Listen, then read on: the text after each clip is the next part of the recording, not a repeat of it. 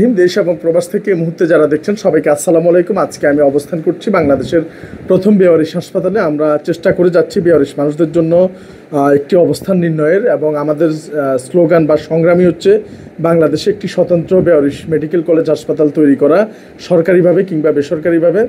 জানি না আমরা এটা কতটুকু দেখে যেতে পারবো, তবে ততক্ষণ পর্যন্ত যাতে মানুষগুলো ড্রেনে ডাস্টবিনে ময়লা আবর্জনায় পড়ে না থাকে, এজন্য চিকিৎসা কার্যক্রমের জন্য আমরা আমাদের সর্বোচ্চটুকু দিয়ে চেষ্টা করে যাচ্ছি। যদিও আমাদের প্রয়োজনীয় তুলনায় তা নগণ্য, কিন্তু এরপরও আমরা চেষ্টা করে যাচ্ছি। আজকে আমার পাশে রয়েছেন আমাদের ডক্টর শরীফুল ভাই, আবাসিক মেডিকেল অফিসার, বেওয়ারিশ চিকিৎসা ও পুনর্বাসন কেন্দ্র, এবং আজকে আমাদের বেওয়ারিশ সেবা ফাউন্ডেশনের আরেকজন সদস্য ফটিকছড়ির আমাদের তামিম না তানিম তানিম তানিম তানিম সরি, আমার না তামিম হয়ে যাচ্ছিল, তানিম। তো সে এবং ভাইয়ের নাম হচ্ছে আয়ুব ভাই, আয়ুব ভাই, হ্যাঁ, ওনারা আজকে আমাদের জন্য মানবিক টিম নানুপুর ও মানবিক টিম কাতারের যৌথ উদ্যোগে ইফতার নিয়ে এসেছে এই বেওয়ারিশ হাসপাতালে। যে মানুষগুলো মৃত্যু পথযাত্রী, আমার ব্যক্তিগত মতে এই মানুষগুলোই সর্বোচ্চ হকদার এবং দাবিদার, এবং তারা কারো কাছে চাইতেও পারে না, কোথাও যাইতেও পারে না, শুধু আল্লাহর দিকে তাকায় থাকা ছাড়া আর কোনো বিকল্প রাস্তাও তাদের নাই। তো সর্বোচ্চ আমার কাছে মনে হয় এই জায়গাটি সর্বোচ্চ জায়গা, এবং এই সর্বোচ্চ জায়গায় আমরা কোনো মানুষের কাছে কখনোই কিছু চাই নাই, এবং ঠিক তারই ধারাবাহিকতা আজকেও আমরা ওনাদেরকে বলি না যে এখানে নিয়ে আসেন, কিন্তু আমরা তাওয়াক্কুল করি আল্লাহর উপরে, এবং আল্লাহ তাআলা ওনাদেরকে উছিলা করে এখান পর্যন্ত অনেকগুলো বাজার নিয়ে আসছে। তাই চাইতে যদি হয়, সৃষ্টিকর্তা মহান আল্লাহ রাব্বুল আলামিনের প্রতি চান, এবং আল্লাহই উত্তম ফয়সালাকারী এবং উত্তম রিজিকদাতা এবং উত্তম পরিচালনাকারী। তাই আমরা সবসময় আল্লাহর উপরেই তাওয়াক্কুল করবো, আল্লাহর কাছে চাইবো। পৃথিবীর কোনো মানুষের কাছে চাওয়ার প্রয়োজন নাই, আল্লাহর কাছেই চাইতে হবে, এবং আল্লাহ তাআলা ওনাদেরকে না বলা সত্ত্বেও এটার প্রয়োজনীয়তা অনুভব করে এই মানুষগুলোকে দ্বারা উছিলা করে এখান পর্যন্ত পাঠিয়ে দিয়েছে। এবং আমরা দেখতে পাচ্ছি কেন অনেক কিছু আছে, চিনি, পেঁয়াজ, চিড়া, কলা, আজকের ইফতার, এবং তেল, লবণ, তরমুজ, এখানে ফিরনি, আপেল, আঙ্গুর, ওই যে পিন্নি, এরপরে ওইটা হচ্ছে জুস, লাচ্ছি, ডাল, সেমাই, এখানে আলু, চাল, সব কিছু, মুড়ির এই আস্ত বস্তা, মুরগি, হ্যাঁ, এবং মুরগিও আছে। সব কিছু মিলাইয়া আসলে আমাদের এখানে প্রতিদিন 100 মানুষের রান্না হয়। তো 3 বেলা যদি খাবার আয়োজন হয় 300 লোক, তার মানে প্রতিদিন 300 জন মানুষ খাচ্ছে। কী পরিমাণ খাবার যা লাগছে, এবং আল্লাহ তাআলা গায়েবীভাবে আল্লাহর ইচ্ছা অনুযায়ী এখানে। তো আমরা চাই আপনারাও ভিজিট করুন, আসুন, এবং আল্লাহ তাআলা আপনাদেরকে উছিলা করুক এই বেওয়ারিশ হাসপাতালের জন্য। এখানকার হিসাব নিকাশ, খাবার দাবার এখানকার মধ্যে সীমাবদ্ধ, এটা কোনো বাইরের কোনো কিছুর সাথে সম্পৃক্ত নয়। আমাদের নিজস্ব অ্যাকাউন্ট নাম্বারও আছে, হাসপাতালের স্বতন্ত্র অ্যাকাউন্ট নাম্বার, এটার সাথে আমি ব্যক্তিগতভাবেও কোনোভাবে সম্পৃক্ত নয়। এই জন্য অন্য কোনো চিন্তা আসা তো দূরের কথা, আপনারা নিশ্চিন্তে যদি আপনাদের জাকাত থাকে কিংবা যে কোনো ধরনের উদ্দেশ্য, ডোনেশন অথবা সাদাকা বা ইন্টেনশনালি কোনো কিছু দান করতে চান, আপনারা বেওয়ারিশ হাসপাতালের হটলাইন নাম্বার 01819832832 কল করতে পারেন। আবার বলছি, 01819832832 নাম্বারে আপনারা কল করতে পারেন। আর এই জায়গায় একেবারে নামমাত্র, মানে আসলে এটা একজন ডাক্তারের সাথে আমরা পারিশ্রমিক দিয়ে রাখার মতো অবস্থা আমাদের নেই, কিন্তু তারপরও উনি এই মানুষদেরকে মায়া করে কিংবা এই মানুষদেরকে ভালোবাসে। এই বেওয়ারিশ মানুষ দেখলে অনেকে পালিয়ে যায়। চট্টগ্রাম মেডিকেল কলেজ হাসপাতাল আমরা দেখেছি, সেখানে ডক্টর তো দূরের কথা, সাধারণ ব্রাদারদের দিয়েও আমরা কাছে নিয়ে আসতে পারি না। আর সেখানে একজন ডক্টর আমাদের সাথে নির্বিচ্ছিন্নভাবে এইভাবে যে আছে, এটাও আল্লাহর একটা রহমত এবং আল্লাহর একটা নিদর্শন, উছিলা যে এখনও মানুষ দুনিয়াতে বেঁচে আছে। এত বড় একটা প্রফেশনে থেকেও এই মানুষদের সেবা করে যাচ্ছে। অনুরোধ রাখছি এই হাসপাতাল সম্পর্কে 2-1 লাইন ভাইকে বলার জন্য। আসসালামু আলাইকুম। আমি দীর্ঘদিন ধরে এখানে আবাসিক মেডিকেল অফিসার হিসাবে আছি। আমার এর আগে খুব কাছে থেকে দেখা হয়েছিল না যে বেওয়ারিশ মানুষ নামেও যে রাস্তাঘাটে পচাগোলা মানুষ থাকে। আমার আসলে জিনিসটা মাঝে মাঝে চোখে পড়তো, কিন্তু কখনো দেখতাম না যে এদের জন্য যে কোনো সংগঠন আছে বা কোনো মানুষ যে এদের পাশে দাঁড়াইতে পারে, এটা আমার নলেজের বাইরে ছিল। তবে শওকত ভাইয়ের সাথে অনেক দিন ধরে কাজ করে এখানকার বেওয়ারিশ মানুষদের সাথে কাজ করে আমার খুবই ভালো লাগে, খুবই ভালোই লাগে। আমি অনেক নতুন নতুন কেস যেমন দেখতে পারি, আমার নলেজও তেমন বাড়ে, আমার কাজ করে আমার কাজের অভিজ্ঞতাও বাড়তেছে। শুধু উপকৃত, আমিও নিজে উপকৃত হচ্ছি মানুষদের দ্বারা।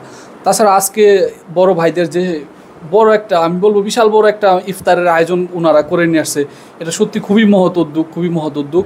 আমি তাদের অ্যাপ্রিসিয়েট করি। এবং আমাদের এই বেওয়ারিশ মা বাবাদের জন্য আজকে যে খাবারের আয়োজনটা করা হয়েছে, মনে করি এটা আসলে সত্যি কথা, এটা আল্লাহ তাআলার পক্ষ থেকে এই খাবারগুলো ওনাদের উসিলা করে নিয়ে আসছে। আমি এর জন্য তাদের ধন্যবাদ জানাই যে তাদের একবেলা খাবারের জন্য তারা যে দোয়াটা পাবে বা তারা যে মানসিক প্রশান্তিটা পাবে, এটাই ভাই এই দুনিয়াতে অনেক কিছু।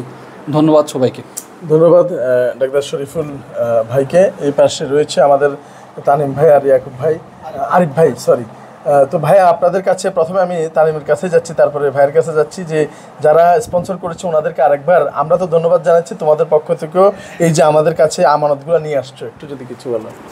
অনেক ভালো কাজ করেছে। আসসালামু আলাইকুম। পথসরফ আলহামদুলিল্লাহ, এই রমজান মাসে আমাদের একটা ভালো কাজ করার এই প্রতিষ্ঠান থাকার কারণে ভালো কাজ করার সুযোগ হয়েছে।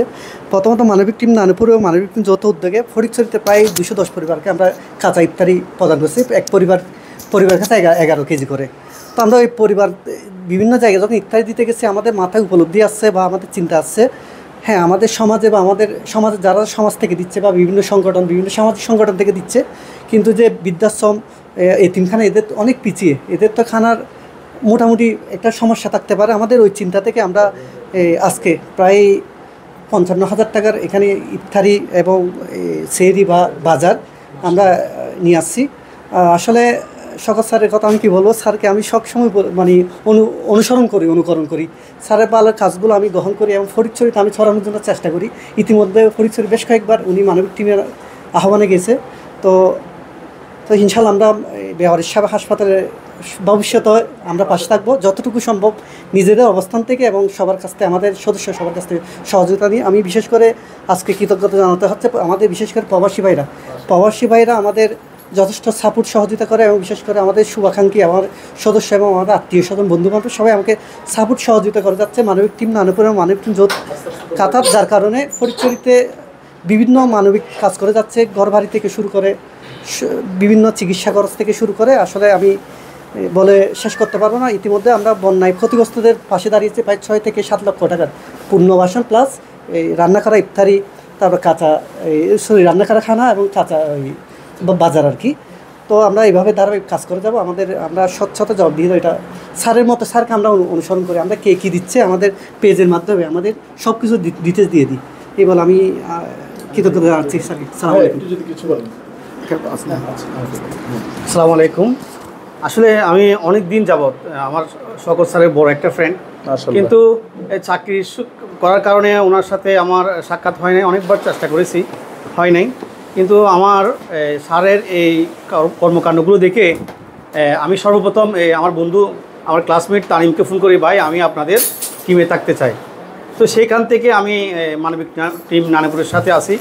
আমাদের এই মানবিক টিম নানুপুর এমন একটা মানবিক টিম, আমরা আপনাদের যে আমানতগুলো আপনারা আমাদেরকে দেন, 1 টাকাও আমরা গাড়ি ভাড়া বলেন, পার্সোনাল কোনো খরচ বলেন, নাস্তা বলেন, কোনো খাতে আমরা খরচ করি না।